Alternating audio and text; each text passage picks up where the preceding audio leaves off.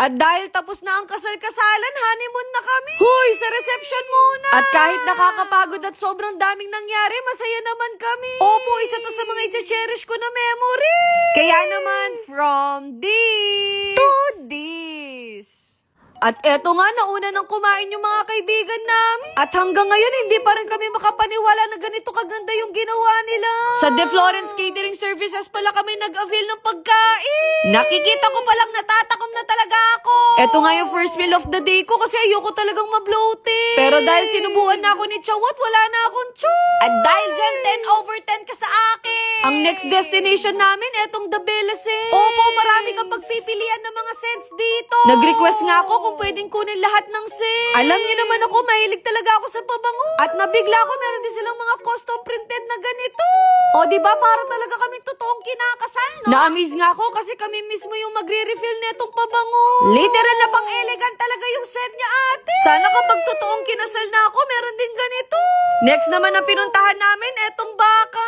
Ngayon, nandito naman kami sa souvenir booth. Meron silang keychain, card holder na pwede mong ipa-engrave. At least meron na akong gagamitin. Ang next naman natin, etong Mrs. Crafty. Opo, dito pwede ka mag-DIY ng tote bags mo. Pouch nga yung pinili ko para maiba naman. In fairness, ang cute ng mga stickers nila dito. O, diba, nag-model lang kami pero marami kami mauuwi. Ngayon, nandito naman tayo sa Double Shot Cafe. O, diba, natawa na lang ako sa sarili kong voiceover. In fairness, nagising yung kaluluwa ko dito. Ngayon, nandito naman tayo sa Bottoms Up. May cocktail at mocktail din silang available dito. Sa totoo lang, masarap siya pero natatakot ako maubos. Baka saan kami mapunta?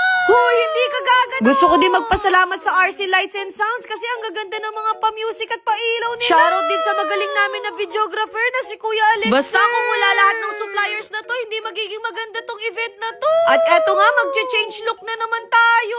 Diba, halatang pagod na ako dito. In fairness, ang ganda pa rin ng makeup ko dito, kaya salut sa makeup artist ko. At eto na nga, nandito na kami sa reception.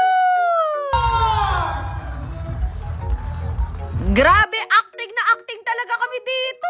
Dinaig pa namin yung mga artista, no? Pero masaya ako kasi kahit sa isang araw na-experience namin ni Chawot to.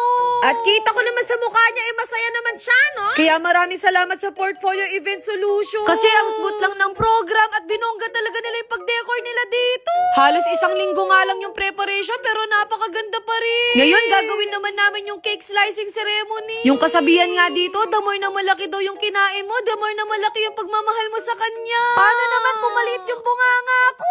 Kaya salamat sa Krishina's Cake kasi napakasarap. Opo, may pa-wine toasting pa. Kaya sa mga mag-partner na nagpaplanong magpakasal, sana nagkaroon kayo ng idea dito.